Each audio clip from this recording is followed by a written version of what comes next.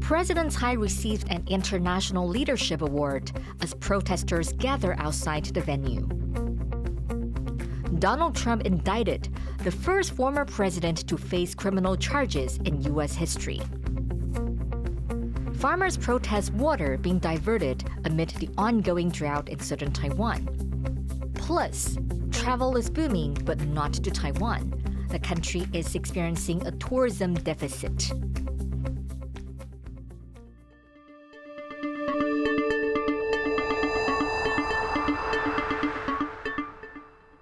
A warm welcome to TaiwanPlus News. I'm Betty Chen. President Tsai met with a group of Taiwanese professionals in Brooklyn, New York. But as Leslie Liao reports, the implication of her trip is so much more than a simple visit. It's President Tsai Ing-wen's second day in New York, and we're up bright and early in Brooklyn, where the president is meeting with a group of young Taiwanese professionals that live and work in New York. Earlier, the president visited a shop that was modeled after an old-fashioned Taiwanese general store, and now she's having breakfast with these professionals at a Taiwanese bakery right here in Brooklyn. One of the messages we're hearing over and over again while the president is here in the United States is the importance of the overseas Taiwanese community as a means of soft power for the country. 那我相信我们所有海外的乡亲都是支持台湾走向世界最温暖、最强大也最坚定的后盾。 Now, New York is home to one of the largest contingents of Taiwanese people here in America, and it's no doubt one of the reasons why the president has chosen a stopover in this location. But not everyone's focus is on Taiwan's soft power, as heard by a reporter earlier when Tsai was just about to enter the old-fashioned Taiwanese general store. President, what is your message in the U.S.? Messaging. That's sure to be the question in the back of everyone's mind, as Tsai's presence here in the United States is sure to draw a reaction from China, which claims Taiwan as part of its territory and doesn't like it when Taiwan's officials interact with officials from other countries, let alone the United States. Now, Tsai has made about half a dozen of these stopovers before in the U.S., but amid a backdrop of souring Taiwan-China relations, one can only speculate how drastically Beijing will react. Chen and Leslie Liao in Brooklyn for TaiwanPlus News. President Tsai Ing-wen has received an award from the Hudson Institute during her visit to the U.S. Tsai was presented the Global Leadership Award by the Conservative Research Institute on Thursday night in New York. The ceremony comes about 3 weeks after the Financial Times first reported that Tsai would be honored. Past recipients of Hudson Institute awards include late former Japanese Prime Minister Abe Shinzo and media mogul Rupert Murdoch. Our reporters Leslie Liao and Jaime Okan were waiting outside a hotel where Tsai received the award. They weren't the only ones there. A group of pro-China protesters were waiting as well.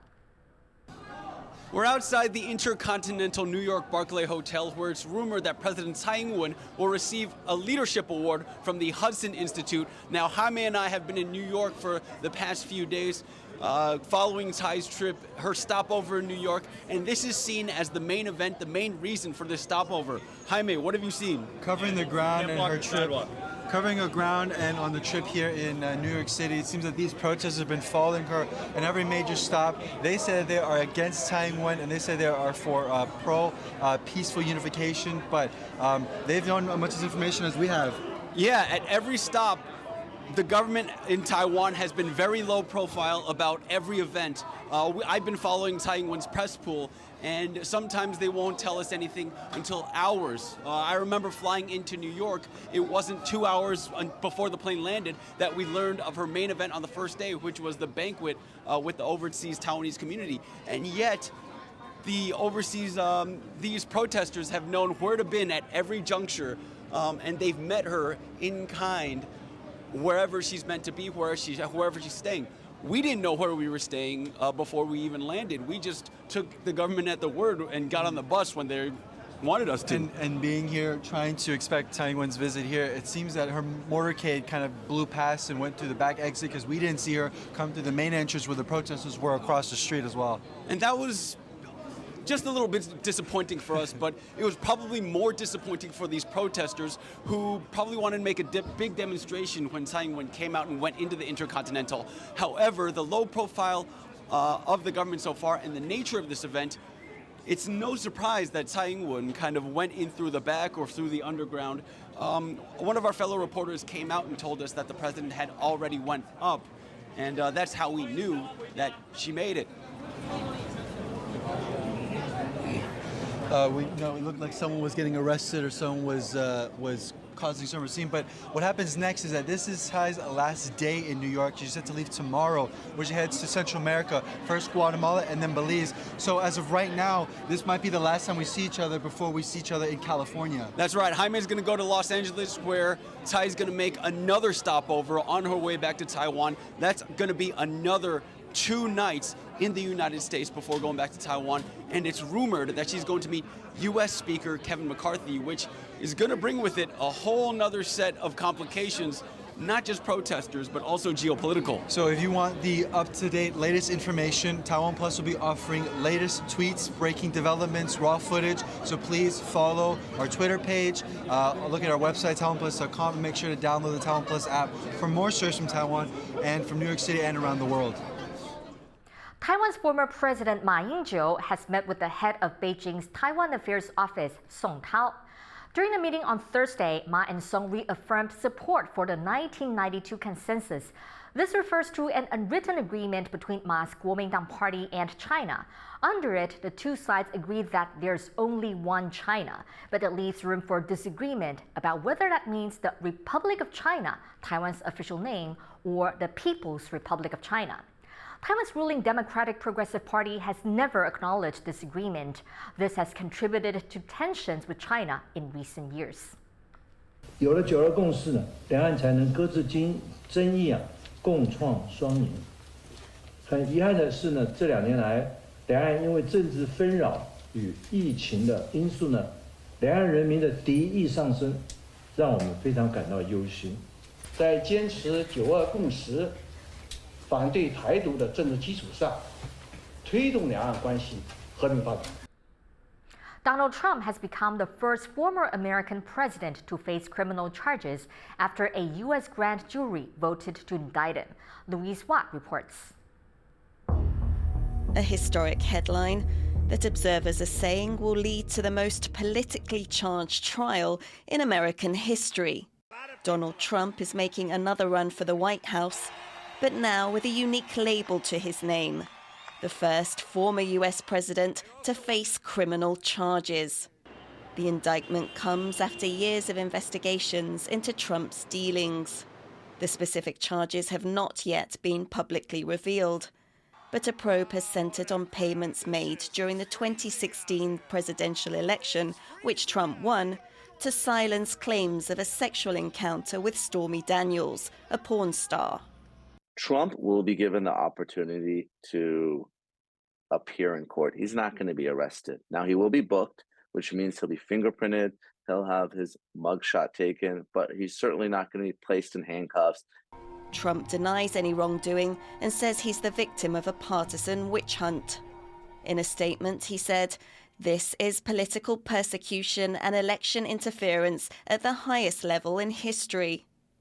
Trump has warned of violence if he is charged, raising fears of a repeat of scenes in 2021 when his supporters stormed Congress in the wake of his election defeat.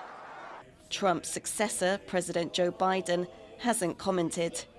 But outside the White House, reaction to the indictment was mixed. Donald Trump, I think it's the best thing that can happen in the world. Yeah. Once he's gone, the world's safe. It's a political witch hunt.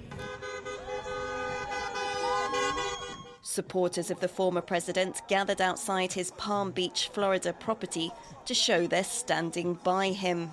Donald Trump was known as one of America's most divisive presidents. Now his unprecedented prosecution will mean the US has to brace for more turmoil ahead of the next presidential election in 2024. Alex Chen and Louise Watt for TaiwanPlus. Japan has announced it will tighten export controls on 23 types of equipment which are needed to manufacture advanced semiconductors. The move puts Japan in line with the US, which last October introduced sweeping restrictions on chip-making tool exports to China. Japan says the restrictions do not specifically target China and that the new rules will apply to exports in all regions. But Japan is one of the countries the US has encouraged to join its efforts to prevent China from using advanced chips for military uses. The restrictions will come into effect in July. Japanese officials expect the new rules to have limited impact on its companies. Hundreds of people gathered in southern Taiwan's Pingtung County to protest their water being diverted to a neighboring city. This comes as Taiwan's southern region has been battling the country's worst drought in over 70 years. Joyce Tsai has this update. Let farmers have our water lifeline. That was the message from these protesters in southern Taiwan. Hundreds of demonstrators gathered in Pingtung County on Thursday. This comes after drilling began in Pingtung, authorized by the country's Water Resources Agency. The intention is to dig out 28 water wells here to try and help curb the worst drought Taiwan has seen in over half a century. But the agency has planned for the water from these wells to flow out of the county and instead go to support its neighboring city, Kaohsiung. It's a move which has angered locals.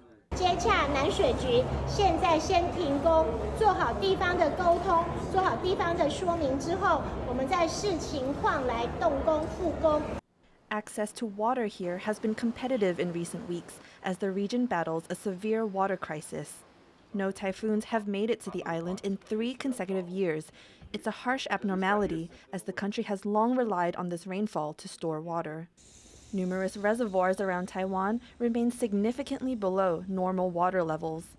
Even the country's most famous waterway, Sun Moon Lake, is at almost half of its usual capacity. Last Friday, more than 20 visitors were stranded in the middle of the lake when their charter boat ran aground.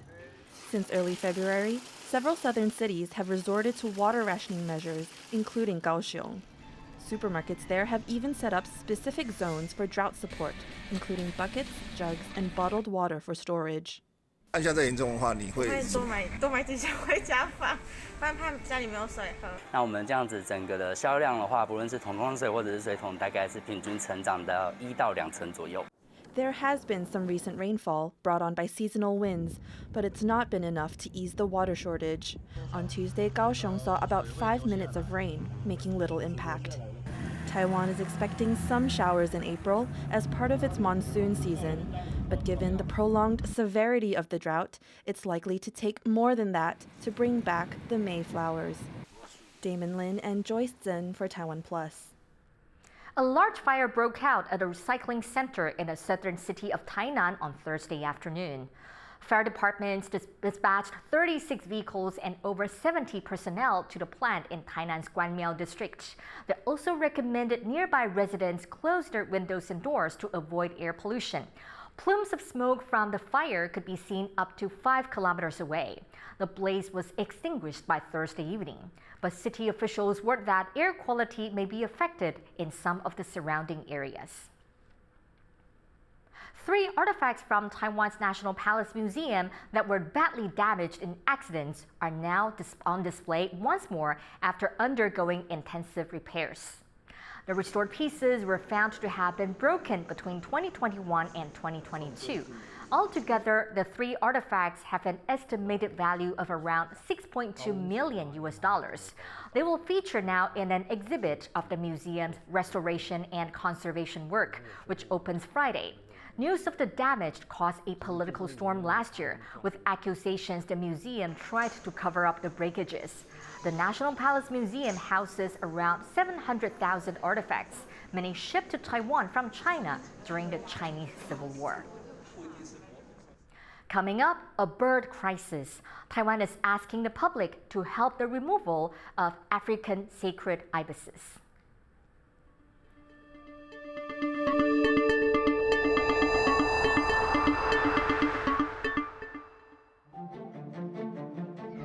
Hello and welcome to Taiwan Talks. I'm Inka Vat. This very aggressive form of cultural revolution-like politics in China seems to be moving forward in this modern era. this grave injustice is happening. I think Xi Jinping will not give up his ambition. We need that kind of mindset to prepare for the warfare. What implications does this have on Taiwan and the region as a whole? Just like Ukraine right now, you need people to understand we're doing this for our own country. Reaffirmed our support for the Taiwanese ability to make their own decisions about their own future. It's very hard to duplicate in the short time. Taiwan still can continue being the leading position if we put efforts on R&D. And you are riding on a wave. This is exactly the time you need to double down.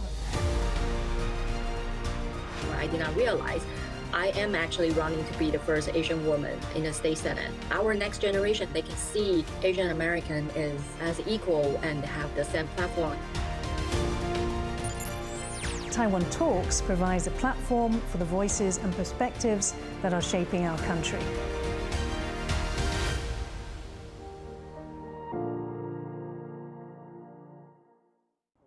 I'm Leslie Liao in Vilnius, Lithuania, and this is TaiwanPlus News, the voice of freedom in Asia.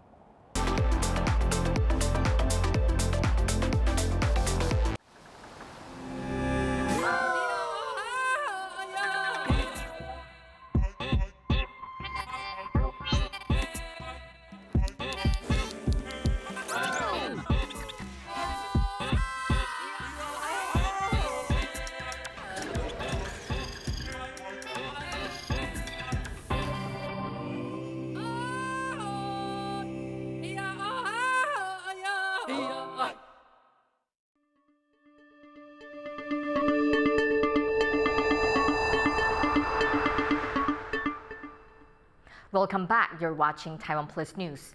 FIFA has stripped Indonesia of its hosting rights for the Under-20 Football World Cup. The move comes only 8 weeks before the start of the tournament. Indonesian President Joko Widodo says he is sad and disappointed about FIFA's decision, but that it must be respected.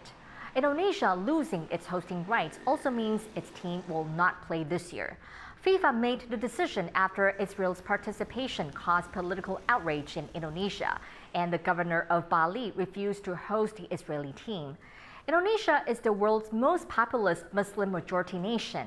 It publicly supports a two-state solution to the Israeli-Palestinian conflict. Following Indonesia's expulsion, Argentina submitted a formal bid to host this year's event. Japan's demographic crisis is continuing to worsen as birth numbers hit new lows. As John Van Tres reports, schools are some of the first places to feel the effects. A school bus ends its final journey. Here, in the remote village of Tenge, in Japan's Fukushima prefecture, the local middle school is closing for good. From here on, it will be just another statistic, one of the more than 400 schools that close in Japan each year as the country's low birth rate continues to bite. 15-year-olds Hoshi Aoi and Sato Eita make up the final graduating class. They graduate on Friday, bringing the story of this 76-year-old school to a close. 校長先生から並行しちゃうよっていう話を聞いた時は、悲しかったし、この歴史続いてきた歴史がここで終わってしまうって思ったのは、ちょっともったいないかなって思いました。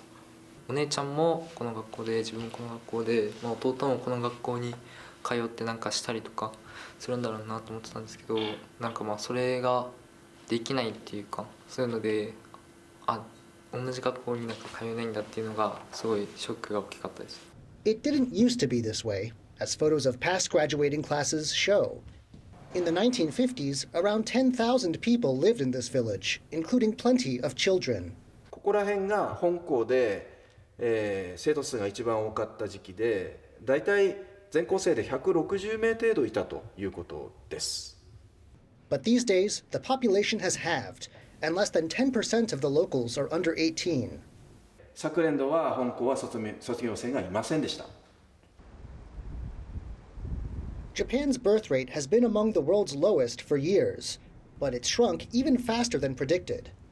In 2022, the country saw fewer than 800,000 births, a record low that arrived 8 years before expected. Rural areas like this are especially hard hit, with people leaving for job opportunities elsewhere. In this village, depopulation sped up after the 2011 Fukushima nuclear disaster. The plant involved is just 100 kilometers away. One student's mother worries the school's closure will be yet another blow. なんでしょう、地域のことを考えると、中学校がない場所に新しい人がここで生活をするための場所として選んでくれるのかなっていうのがちょっと心配というか。Low birth rates and school closures aren't unique to Japan. Across Taiwan, around 300 elementary and middle schools have closed or moved as the number of young people shrinks to historic lows. And this week, South Korea's president called boosting his country's low birth rate a crucial national agenda. But so far, efforts in all three countries to reverse the decline haven't had the desired effect. In Taiwan Village, this means one final graduation, and then more uncertainty about the future. Klein Wong and John Van Trieste for TaiwanPlus. Taiwan's cabinet has approved a draft amendment revamping the country's public television service, or PTS. The revision would remove an annual funding limit for the independent public broadcasters. It would also make English language video platform TaiwanPlus a legally incorporated part of PTS. Right now, TaiwanPlus works with the PTS on a contract basis. Taiwan's premier says the move would strengthen television services for a more diverse audience and help PTS digitalize. The draft needs approval from the legislature before it can pass into law. Government inspectors are calling on the safari park at the center of a media storm after an escaped baboon was shot and killed to make improvements. A team of experts have examined Liufu village in the northern county of Hsinchu on Friday. They said they will help the park build a digital system to keep track of its animals. The experts also said the park needs more shelters for its baboons, as conflict between the highly social animals is one reason they may try to escape. The public uproar over the escape and shooting death of a baboon has people demanding to know how the primate escaped. It's actually not the first time the park has lost animals. Around 40 years ago, 6 African sacred ibises escaped and have become a major threat to the local wildlife. Sandy Chi has more. That was the end of this African sacred ibis. There's a nationwide effort to cull the invasive species that started in 2019. These birds are native to Africa. They were first introduced to Taiwan in 1979 by the Liufu Village theme park. But 6 of them escaped and began to breed freely in the wild. The birds are extremely adaptive and have no natural predators in the country. Their growing numbers are driving out local wildlife and threatening native birds. To save the indigenous ecology, the country set up a team of hunters to eradicate the species. They had some initial success, but tracking down the birds has become challenging, as the remaining ones seem to be getting more vigilant. According to agriculture officials, 18,000 of these birds have been removed from the wild since 2019. But to completely rid Taiwan of the invasive species, more needs to be done. 因为数量不多，所以要发现它也变得比较困难。那变得比较困难的时候，这个就需要各个民众来帮我们一把，就是大家全民一起来努力。There are still hundreds of African sacred ibises left in the wild in Taiwan. The government is asking people to report sightings of the birds to the government through social media. They're hoping the public's cooperation will help eradicate the invasive species once and for all. Alex Chen and Tsai for TaiwanPlus. Most pandemic-era travel restrictions are now gone, and many people are heading overseas for vacation. But Taiwan is still not seeing as many incoming tourists as it used to. Eric Gao takes a look. After 3 years of pandemic border restrictions, people in Taiwan are hungry for travel. Local tourism operators say outbound trips have almost completely recovered to pre-pandemic levels. 大家在这半年就是在预订机票的一个经验来看，都会发现到说，如果一些热门档期没有提前预定的话，其实很容易会有买的比较贵或者是一位难求的状况。But for incoming tourist numbers, it's a very different story. 入境的话，大概现在只恢复到将近30%多而已，但是出境已经达到这个5、6成了，这个是我们注意到的这个现象。 所以现在有比较大的观光逆差。The problem isn't unique to air travelers. Cruise passenger numbers are also very low. The industry says there are systemic problems that need to be overcome. In particular, they say passengers can't get the local currency when they arrive on long weekends, like the upcoming Tomb Sweeping Festival holiday, because the banks are closed. 竟然告诉邮轮公司，告诉所有的客人，对不起，花莲没办法做汇兑的事宜。我们不是要邮轮的客人来台湾消费吗？来用这些，他说没有办法，因为是连续假期。The government says it is aware of the situation and is working to improve it. A special budget has been passed specifically aimed at post-pandemic vacationers. 我们现在特别预算里面有加速扩大吸引国际观光客方案，这个也是一个强生剂啦哈，就是对于团客跟自由行会有一些促销。As of mid-March, Taiwan has welcomed around 1 million foreign arrivals. The government's full-year target is 6 million. They're hoping the new budget will help make sure they hit that goal. Andy Xue and Eric Gao for TaiwanPlus. Northern Taiwan has gone a bit greener after the Yilan Green Expo 2023 opened to the public on Friday. The event is now in its 23rd year and aims to continue its goal of helping visitors gain a greater awareness of green living and the environment. The expo puts the spotlight on the importance of conservation and eco-friendly agriculture. There are a total of 16 exhibition areas, each linked to a UN Sustainable Development Goal. Visitors are able to try out games and puzzles to learn about sustainable development. Thank you for watching TaiwanPlus News. Finally today, we leave you with images of the White House's garden where flowers and trees are starting to bloom. I'm Betty Chen. Take care and see you next time.